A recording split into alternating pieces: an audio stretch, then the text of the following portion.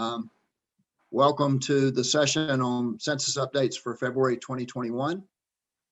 We have David Klein from the Census Bureau to join us. David is a geographer with the Census Bureau. He's part of the Atlanta Regional Census Center, but he's located in Harrisburg, not the one in Pennsylvania, but the one in Charlotte. David has many years of experience with the Census Bureau, and of course, these are busy times as we go through the release of the census data. So unfortunately, Dave is not able to share his video due to federal restrictions on how he can use his computer.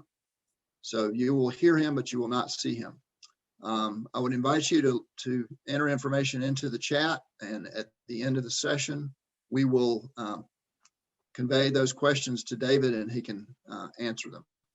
So David, take it away. All right, thank you, Tim, and thank you to the NCGIS for asking us to come and do a presentation here. We always like coming to the NCGIS every other year. As Tim said, my name is David Klein. I am one of the geographers out of the Atlanta Regional Census Center, and I live and work out of my home here in Harrisburg. So some of the things that we'll talk about here today, we'll look at some of the census, the self-response rates. We'll go over BAS and look at some of the key dates and a couple interesting maps concerning boundary and annexation survey. We'll talk about TIGERWeb a little bit, also Metropolitan and Micropolitan statistical areas, and we'll go over the dates for apportionment counts and the redistricting data. So the first thing we're going to look at here is the 2020 self-response rates. I just picked some counties around the state. I tried to pick a couple near the coast, in the mountains, some rural, some urban. And you can see some of them. You can see the 2020 results compared to the 2010 results. Some of the counties a little higher, some of the counties a little lower. And at the bottom here, you can see North Carolina overall, about 1 percentage point lower than from 2010. And I'm going to fuss a little bit. Last week, we did a presentation at Central Lina, and I fussed a little bit there. I don't know how many of you sat in on Bob Coates's presentation earlier, but Bob and I traveled all over North Carolina. We visited every regional council of government. We attended meetings, conferences, and often we had a partnership person with us, and that person talked about, creating complete count committees, advertising and promoting the census. And truthfully, this was one of the easiest censuses to respond to. I did it online, took me less than 10 minutes. And I realized that there are probably places in North Carolina that have connectivity issues. But I mean, you could have called on the phone to respond. You could have even called and requested a questionnaire be mailed to you. So I was a little disappointed in the numbers. I thought we'd be closer to 70%. But anyway, that's it. I'm off my soapbox here. If you go to the link here, you can select North Carolina, and you can view all the counties individually, see what their response rates are. And once you click on the county, you can even go down to you can look at the individual cities in the county to see what their response rates were. And you could also go all the way down to census tract and congressional district. And it's a pretty interesting map. It's a good area to look. Okay, so next thing we'll talk about is the boundary and annexation survey. The dates you see here, especially the March 1st and the May 31st dates, those will be the dates for returning your BAS materials throughout the decade. That March 1st date, which is coming up pretty quickly, if you return your boundary information by this date, your information will be reflected in the ACS and in the population estimates program, and also in next year's BAS materials. If you're able to return your boundary, your BAS materials by May 31st, your boundary updates will be reflected in next year's BAS materials.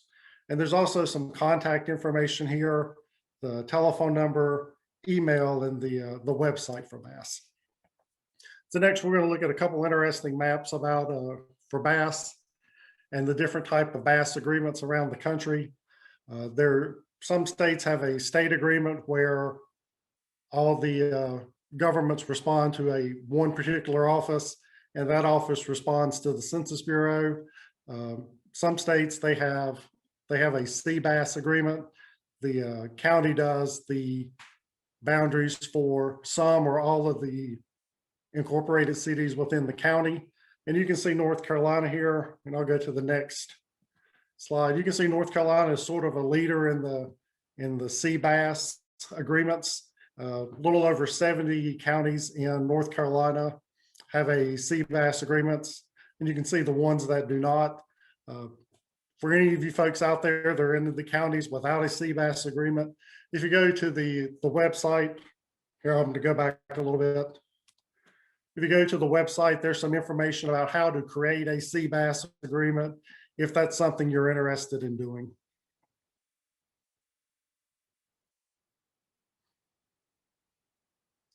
So we'll look here. The next thing is the Census Geography. The Census Geography is 2020 Census Geography is now available in TIGERWeb, and I've included the website for TIGERWeb here.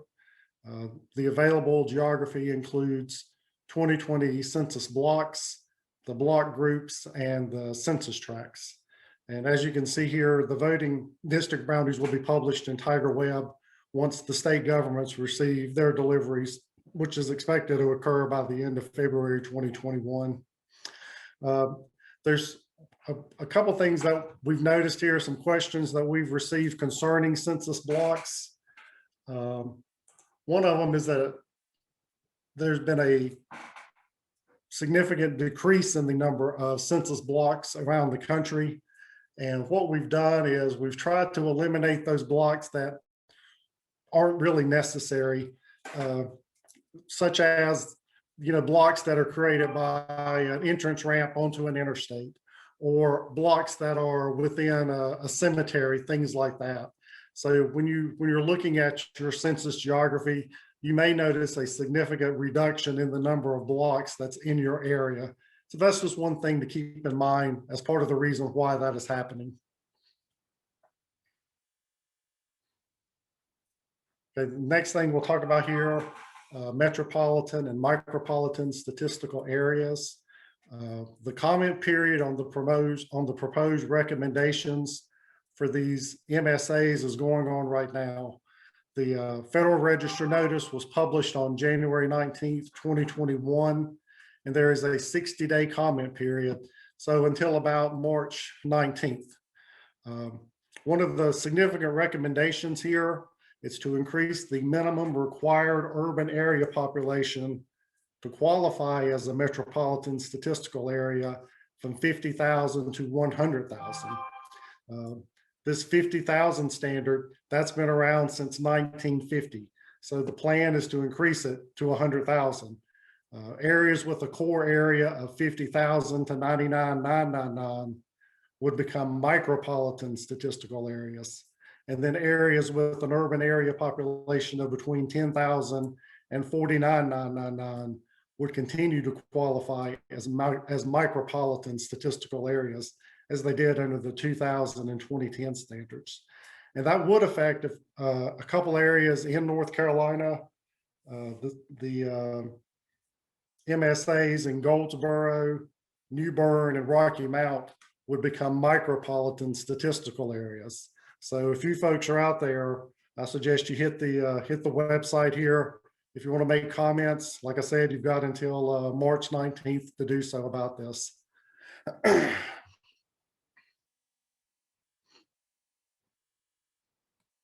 So next here, apportionment counts and redistricting data. Good news, sort of.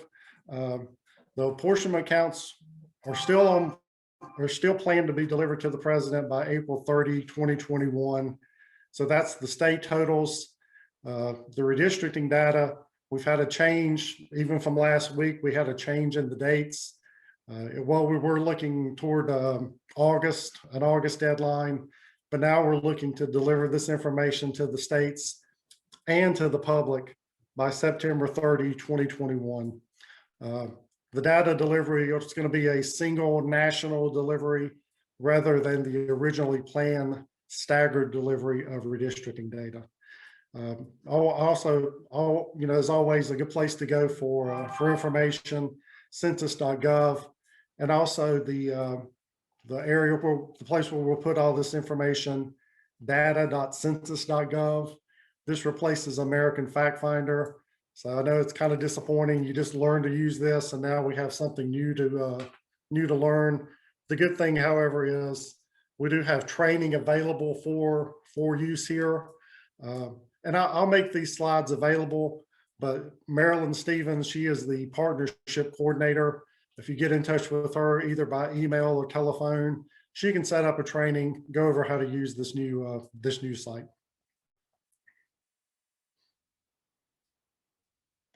And that's really about it. So you can contact us here at the Atlanta Regional Census Center. We have a telephone, email. Chances are, if you call the office, nobody's going to pick up because people aren't going to the office, but that phone is monitored at least once a day. So if you want to call and leave a message, someone will definitely return your call by the next business day. And then I've got my information here as well. So. Okay, thanks, David. Yep, you're welcome. We have a few questions and comments in the chat, and I would invite any of you to put additional questions and comments in there. We've got plenty of time. It's only 12 past the hour. So I'll just walk through these. The first question from Angelia, and Angelia, I'm not going to pronounce your name correctly, but bear with me. Hagopian. How is the response rate calculated? Is it based on population or number of census cards mailed to homes? I believe it's based on how many housing units return or respond to the census initially. That's how we calculate it. It's not individual population. We send an invitation to a housing unit or a group quarters, and then they'll respond back to us, and that's how that initial rate is determined. And then we usually we'll get up to 99.99% with the non-response follow-up program. All right. The next question is also from Angelia. So the voting districts in the recently released geography data is not the updated ones we should review. That is correct. So they won't be coming out until the end of February.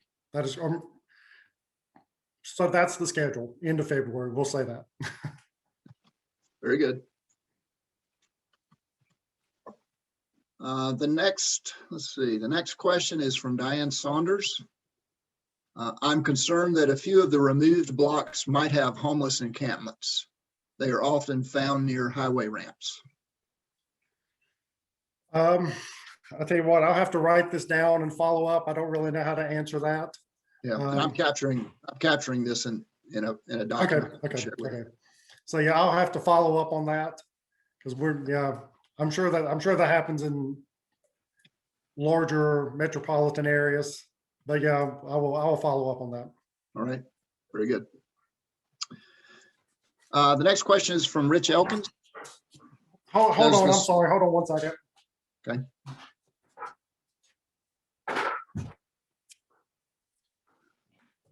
Burdens of working at home. I had to let my dog out, so sorry.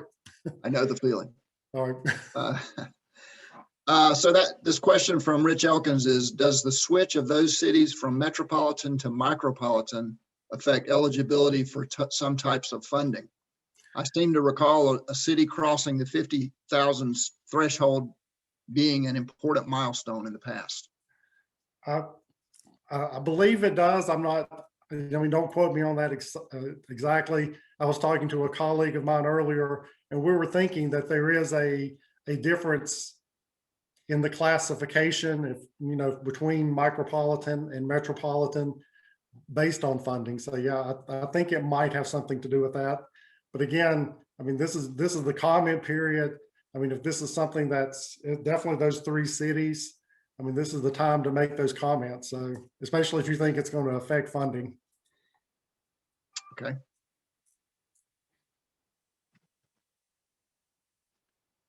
Moving on down the list here. This question is from Kelly Doss. This might have been a question for Bob Coates, I'm assuming is who she's talking about, but is anything known about how the delay in the release of the redistricting data going to affect the 2021 elections? I don't really have an answer for that. So yeah, I can't really answer that question, unfortunately. So. Okay.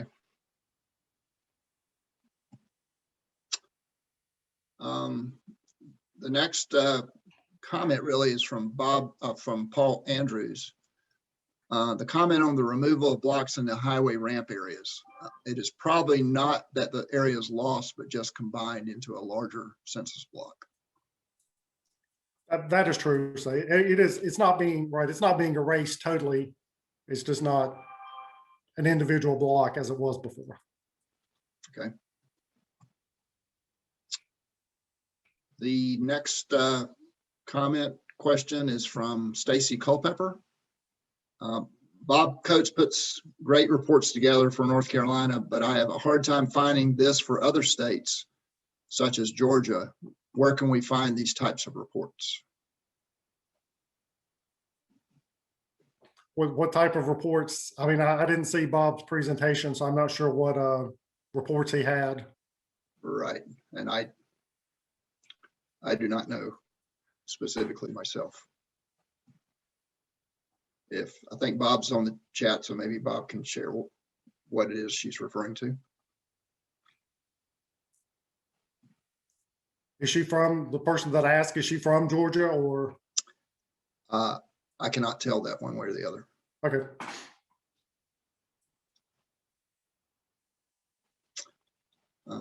Let's see. So one comment from Rich Elkins to a previous question from Kelly. I've seen on the news the director of the State Board of Elections discussing the possibility of municipal elections being delayed to spring 2022, in many cases due to the delay of redistricting. There's also talk about 2022 primaries being delayed from March to May.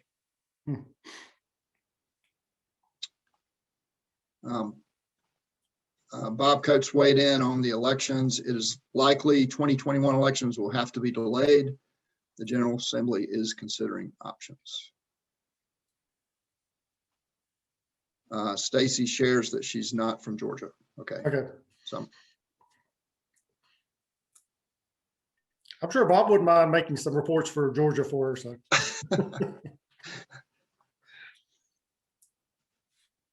Okay, so I think that, okay, Bob has a comment in here. State data centers operate differently in different states. North Carolina produces resources we think will be helpful, but other states may not. So Bob is the rock star.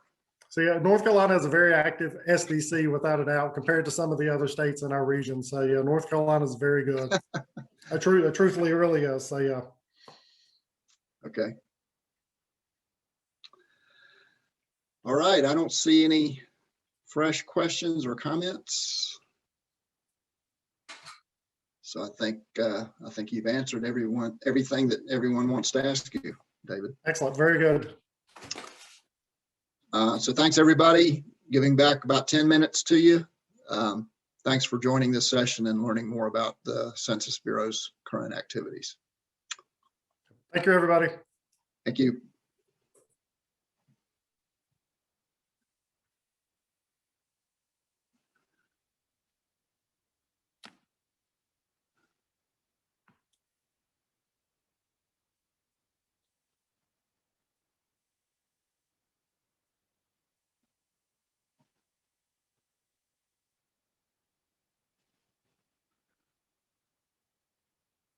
Are we closed?